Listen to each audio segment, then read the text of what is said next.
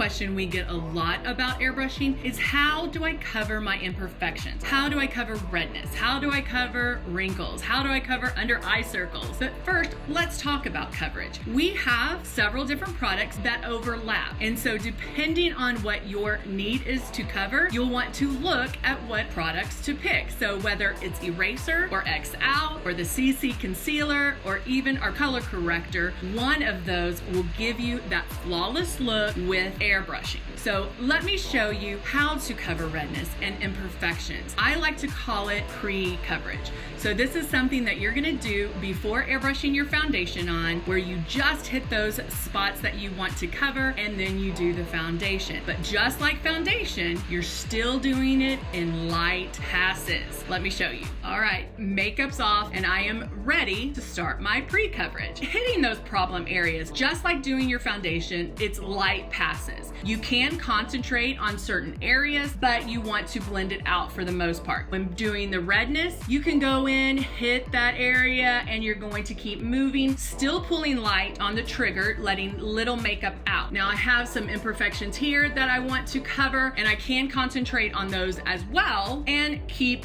going back to make those light passes. Now when doing wrinkles and crinkles, it's unlike traditional makeup where we pile it on and it will settle into wrinkles and crinkles. Airbrush makeup doesn't do that. Not going to settle. So you want to make light passes, but you really only want to make a couple on the wrinkles and crinkles and then blend out the rest. So let me show you. First, addressing the redness. I can go in, pulling lightly back on my trigger, moving the stylus back and forth, only on the redness of my nose and my cheeks. That's one pass. Do I still see some redness? I do. So I can go back and make another pass, but keep in mind, I'm still going to get coverage from my foundation. So you don't have to cover it 100%. When focusing on these areas here, right here and right here, you can come in a little closer,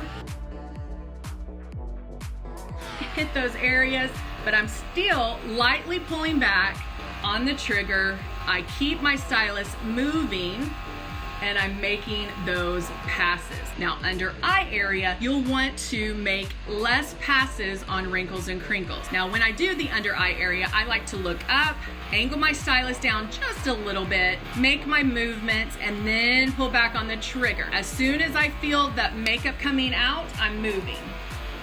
I can go back and make another pass, but again, light passes. You don't want it to feel heavy, sticky, or wet. Every pass that you make, you're gonna start seeing those imperfections blur out. Now that I have my pre-coverage done, I'm going to go in and do my foundation.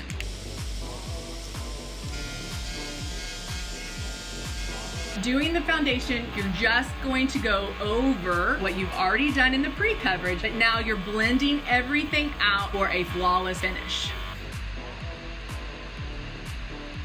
Now see, there's nothing to it, right? It's just making fine passes, light passes to get that coverage. You don't have to cover it 100% in the beginning because you're going to finish getting the coverage with your foundation. Those steps will give you the coverage that you're wanting, plus leave you with an amazing airbrush look.